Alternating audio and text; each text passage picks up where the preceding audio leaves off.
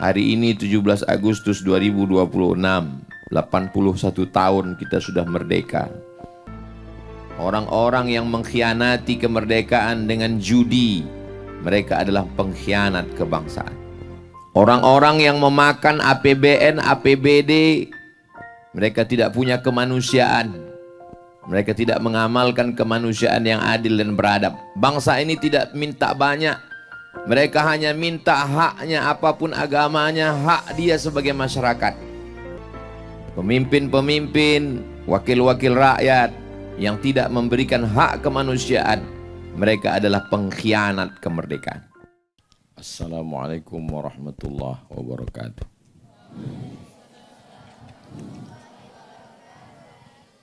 Untuk mensyukuri nikmat kemerdekaan ini, kita ucapkan Alhamdulillahi Rabbil Alamin.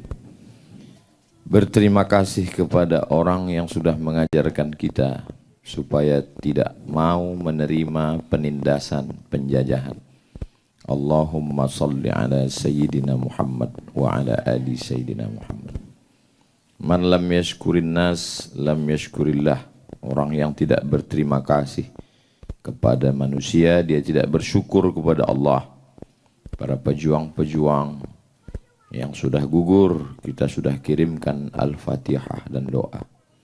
Untuk para ustaz dan ustazah yang sudah mendidik, mengisi kemerdekaan, kita ucapkan jazakumullahu khairal jaza. Semoga Allah memberikan balasan yang terbaik.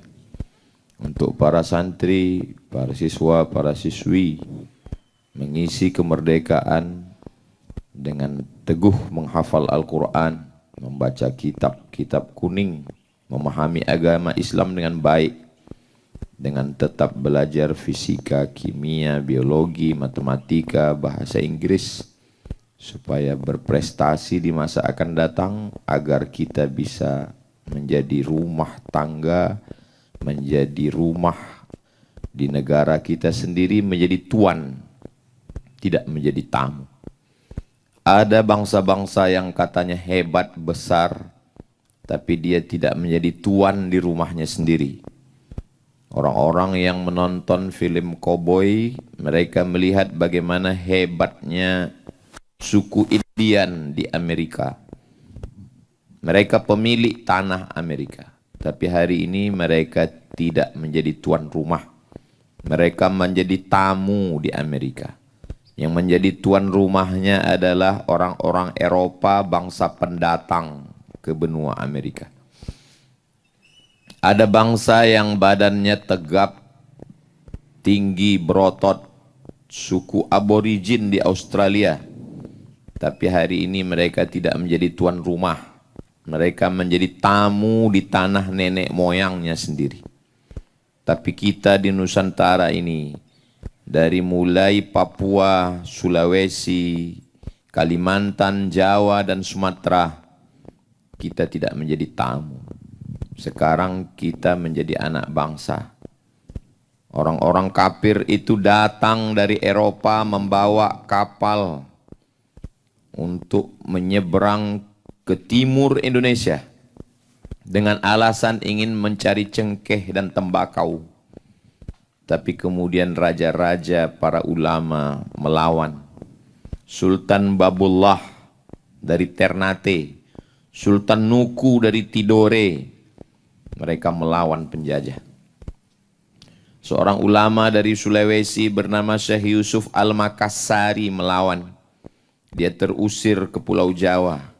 Belanda membuangnya ke Ceylon, Sri Lanka. Dia tidak stres, dia tidak depresi. Dia tidak mengeluh, dia berdakwah. Pada akhirnya dia dibuang ke Durban, Afrika Selatan. Dan dia tetap mendakwahkan Islam. Dia meninggal di Afrika Selatan. Presiden Nelson Mandela memberikan penghormatan atas perjuangannya. Pangeran Antasari, para raja-raja, Sultan Mahmud Badaruddin, sampai pada puncaknya di mahkota Sumatera, perempuan tidak lemah dengan senjata pendek bernama rencong. Mereka Cut Nyadin, Cut Mutia, Panglima Polim, Teku Umar berkata, kalau aku mati malam ini, aku mati syahid. Kalau aku hidup besok pagi, aku masih bisa minum kopi di Maulabuh. Setelah dia meninggal, kuburnya tetap dicari oleh Belanda. Murid-muridnya menjaga. 6 bulan dikuburkan, jenazahnya tetap mereka pindahkan ke atas gunung. Begitulah Belanda-Belanda kafir itu sangat takut dengan pejuang kita. Sudah meninggal pun mereka takut. Mengapa mereka takut? Karena ada api jihad yang menyala dalam diri umat Islam. Kita diajarkan siapa yang membunuh orang kafir harbi, yang mengusik kampung halaman kita, yang mengambil hasil alam kita, maka kita wajib melawan. Orang yang membunuh kafir harbi, kafir perang, maka kalau dia mati, dia tidak merasakan sakitnya sakaratul maut. Dia tidak kena pertanyaan mungkar nakir, dan dia tidak kena hisab. Dia langsung masuk ke dalam surga Allah Subhanahu wa taala. Semangat itulah yang dibangkitkan oleh para kiai, para ulama, para habaib, para tuan guru di pondok-pondok pesantren. Mereka keluarkan resolusi jihad. Maka pada tanggal 22 Oktober itu diperingati sebagai Hari Santri. Karena para kiai, ulama, tokoh pesantren berkumpul. Fatwa itulah yang didengar oleh Tentara Nasional Indonesia. Bergejolak, mendidih darah mereka untuk menembakkan senjata, menikamkan pedang dan pisau ke jantung kafir-kafir penjajah itu. Sampai akhirnya mereka memilih tanggal keramat. Kenapa mereka pilih tanggal 17? Karena Presiden Soekarno meyakini kita merdeka karena 17 rakaat, 2 rakaat subuh, 4 zuhur, 4 asar, 3 maghrib, 4 isya. Kenapa dipilih tanggal 17? Karena 17 adalah tanggal turunnya Al-Quran. Menurut sebagian mazhab Syafi'i, nuzul Quran. Mengapa dipilih tanggal 17 Agustus 1945? Karena tanggal 17 hari Jumat, hari yang paling mulia, mereka mengambil keberkahan Sayyidul Ayyam. Kenapa 17 Agustus 1945? Karena 17 Agustus tanggal 9 Ramadan. Orang-orang lapar itulah yang menggerek bendera. Orang-orang lapar itulah yang berjuang meneriakkan Allahu Akbar. Hari ini 17 Agustus 2026, 81 tahun kita sudah merdeka. Tanah yang kita injak ini adalah darah para syuhada. Mensyukuri nikmat kemerdekaan dengan tausiah. Mensyukuri nikmat kemerdekaan dengan doa istighatsah. Orang-orang yang mengkhianati kemerdekaan dengan judi, mereka adalah pengkhianat kebangsaan. Ketuhanan yang Maha Esa, tidak ada tempat bagi orang ateis yang tidak bertuhan di negeri ini. Yang tidak percaya kepada Tuhan, silakan keluar dari negeri ini. Karena sila pertama, ketuhanan yang Maha Esa. Orang-orang yang memakan APBN, APBD, mereka tidak punya kemanusiaan. Mereka tidak mengamalkan kemanusiaan yang adil dan beradab. Bangsa ini tidak minta banyak. Mereka hanya minta haknya, apapun agamanya, hak dia sebagai masyarakat. Dia minta kalau dia pergi berjalan, jalannya bagus. Kalau dia sakit ke rumah sakit, syukur-syukur bisa gratis. Kalau tidak, murahkan biaya kesehatan. Kalau anaknya sekolah, subsidi pendidikan. Kalau tidak bisa gratis, murahkan. Buat beasiswa. Kalau sudah sekolah mau kerja, buka lapangan pekerjaan.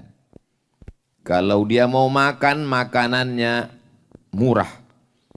Pemimpin-pemimpin, wakil-wakil rakyat yang tidak memberikan hak kemanusiaan, mereka adalah pengkhianat kemerdekaan. Orang-orang yang mencoba mengadu domba agama bangsa ini, maka mereka sudah mengkhianati persatuan Indonesia. Segala keputusan di negara ini mesti berdasarkan kerakyatan yang dipimpin oleh hikmah kebijaksanaan. dalam permusyawaratan perwakilan. Tidak boleh Mahkamah Konstitusi mengeluarkan keputusan di hari libur, di saat orang tidak masuk kantor, dimasukkan permohonan tidak disidangkan, dikeluarkan keputusan tanpa permusyawaratan perwakilan. Maka mereka pengkhianat Pancasila, pengkhianat kebangsaan. Mereka tidak layak untuk hidup di Indonesia. Negara ini sangat subur, gemah ripah, loh jenawi, tongkat dan batu jadi tanaman. Di dalam tanahnya ada nikel. Pulau ini bernama Pulau Suwarna Dwipa, pulau emas. Emas di dalam tanahnya. Di ujung Sumatera ada gas. Di tengah Sumatera Riau ada minyak. Di Sulawesi ada nikel, ada emas. Di Papua emas bergelimpangan. Tapi anak bangsa hari ini keluar negeri hanya untuk mencari makan. Mereka pengkhianat keadilan sosial bagi seluruh rakyat Indonesia.